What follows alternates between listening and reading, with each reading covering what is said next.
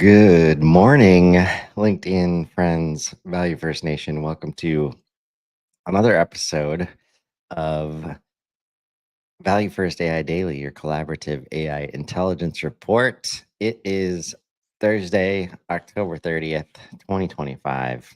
How are we doing, Nico? We are doing extremely good. We're doing very good. We're taking one step closer towards the world of abundance. As of yesterday, as of mid yesterday, yeah. Biggest news on the block right now is OpenAI going public. I know there are two different stories. And here's how you know how to pay attention to which one. One story is OpenAI going public. The other story is OpenAI going for profit. Can you tell which story you should be listening to? Okay. So the reason that the for-profit stories are ridiculous is because for-profit is meant to get you into the mindset ahead of time that, oh, they're after the monies. The way in which OpenAI went and turned into a public company is that they are a PBC, a public benefit corporation. This is very different from a C Corp, from S Corp, from LLC, right? S Corps, C Corps, LLCs don't really factor into it, but S Corps and C Corps, like normal corporations and organizations, they are legally, if you can believe it, they are legally beholden to the shareholder. So their legal obligation is to make the shareholder money. The public benefit corporation is legally mandated that it cannot do that. It must take its public benefit into equal account, if not greater, than its profitability and its whatever it's stakeholder benefits, right? So to me, why I say this represents the first step towards abundance. OpenAI is also behind, the One World, or what is it? I can't remember now. WorldCoin, that's what it is. And one way in which to make WorldCoin profitable without necessarily having to tie it to anything in particular would be to tie it to a company's natural performance in a market as opposed to a company's inflated performance in a market. So like one of the things that I'm fairly sure, I can't promise because I don't know if I'm not sure what the benefit is. I guess lending, but I can't say for sure whether or not they're ever going to do like stock buyback, right? I don't think so, because that seems like more of a profitability thing than it is anything else. But I also know that increasing your stock profitability also increases your ability to lend against your stock. So it also gives you borrowing power, which in their case, they need it. So yeah. So why the monies? Why the public benefit corporation anyway? Look, there's only so much private money. There's only so much that can be had. And there's only so many resources that can be given out and handed out. These guys just did the greatest like handoff deal to each other that could possibly be done and somehow still ran out of money. Like, I don't know if you guys have been paying attention to how much money has been spent this year, but there's been a $40 billion deal from SoftBank that was contingent upon this transition. So I think OpenAI now gets like half the monies or something like that. I forget how it works out, but I don't know. Maybe they get full monies. Either way, they've still got money going into Stargate. So they're constantly trying to build out their data center. They've got new Stargate projects going on in Europe that they're trying to build out. The expansion of this company is massive, clearly global, in a way that even Anthropic is just, I don't I don't know that they're going to catch up, but at the same time, I don't know that they have to. They just kind of keep releasing these like really powerhouse moves, just out of the blue that are honestly insanely wonderful to behold. But I guess I just want to put forward that this isn't a move for a money grab.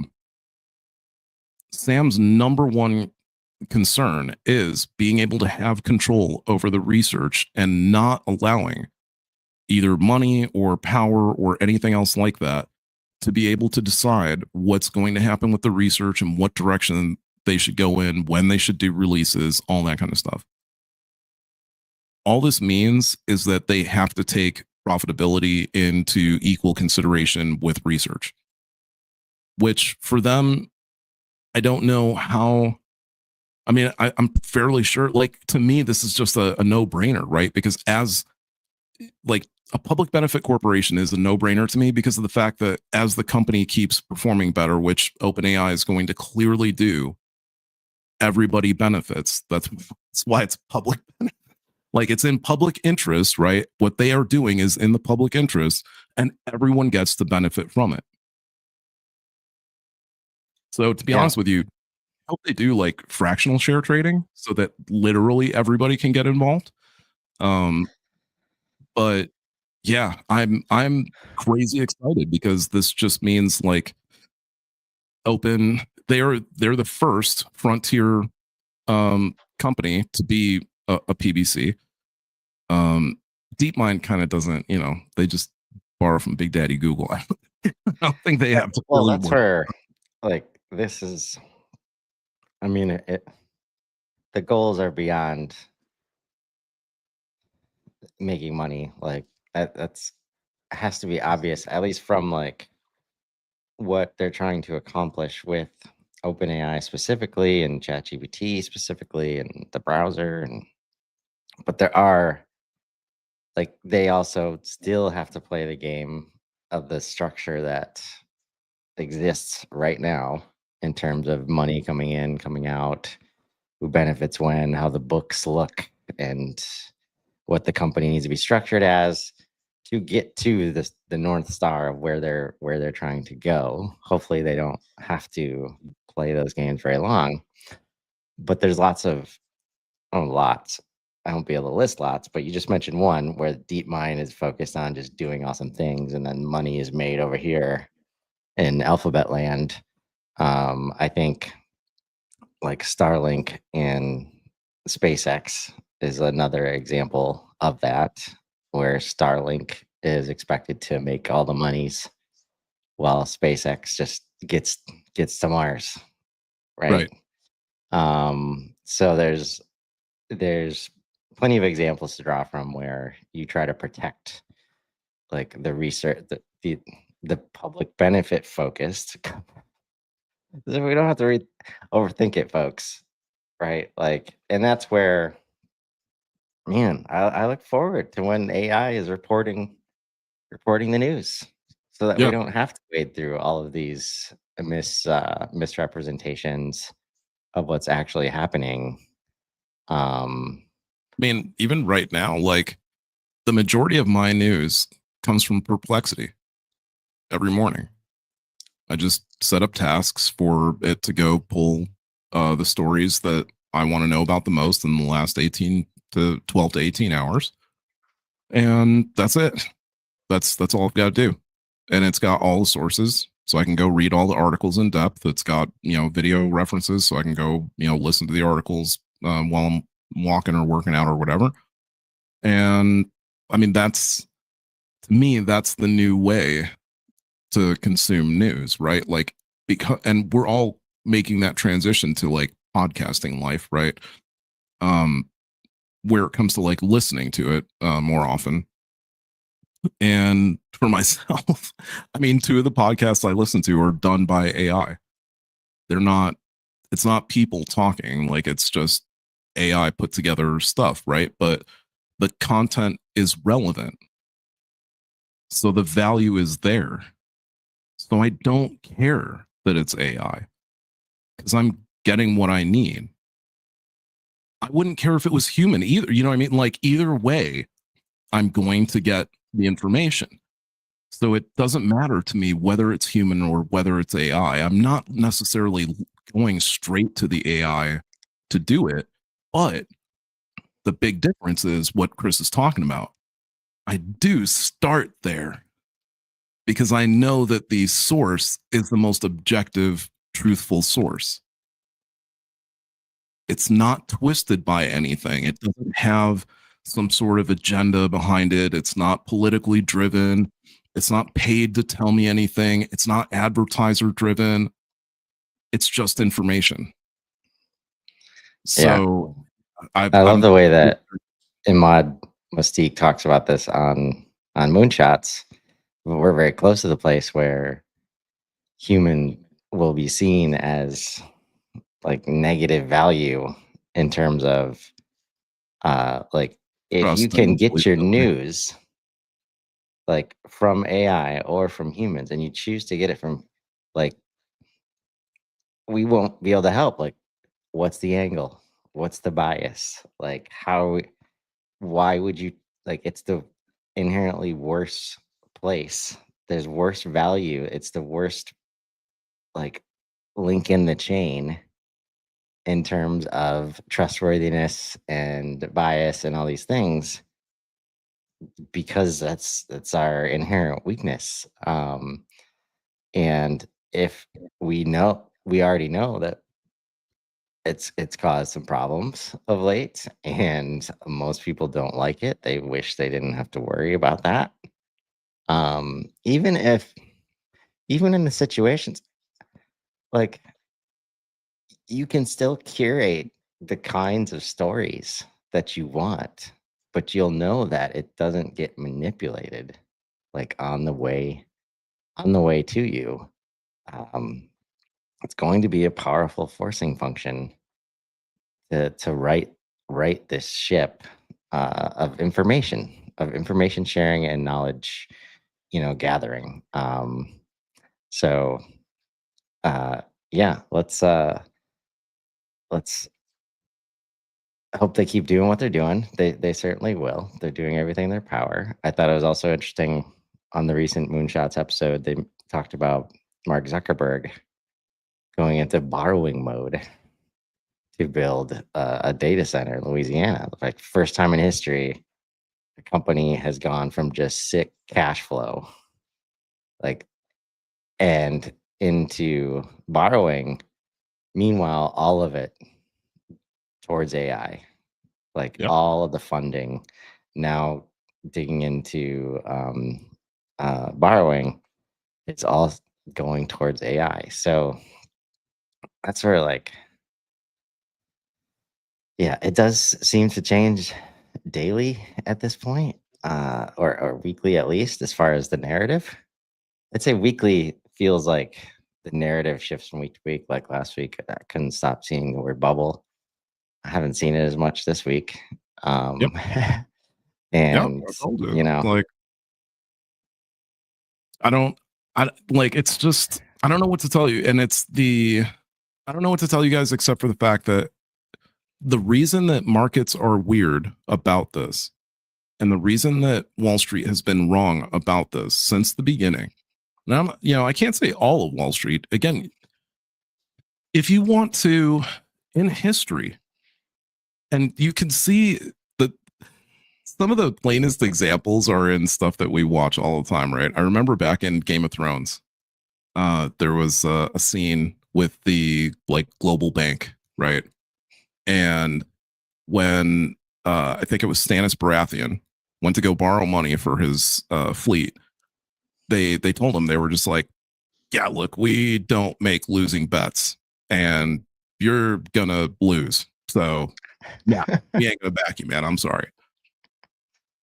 When you see JP Morgan, when you see Goldman Sachs, when you see um, Wells Fargo dumping money, BMO dumping money, IMF dumping money into AI investment, but then turning around, but then Wall Street is telling you it's bad. banks don't bet on bad stuff. Like Right. the days of like housing market, stuff, again, that stuff is over, right? There's no like weird regulatory thing going on here with like investing in companies. That's not, and especially investing in frontier companies that, again, most of which are not public. Most of them are private companies right now. So you're seeing like the most massive amount of investment go into this stuff, right? They just granted Oracle, what was it, like 40 billion or something like that, right? Largest, all of the largest, everything is happening this year. Most valuable private company until it went public, OpenAI. Highest, I think, largest loan ever taken out by a corporation or something like that, $40 billion, Oracle. What I told my brother was going to happen and absolutely went over the peak today. Nvidia, $5 trillion. $5 trillion market cap. Yesterday we were talking about the fact that Novo Nordisk is the company that makes Wegovy, and how they, I think, they are worth more than Denmark, than the country they reside in. The company has a higher value cap than the entire country. And if you think that Nvidia is not going to see that same thing happen in this country, I don't know what to tell you. Like, it's absolutely going to happen. Remember what these guys have said, and I have not seen it miss the mark.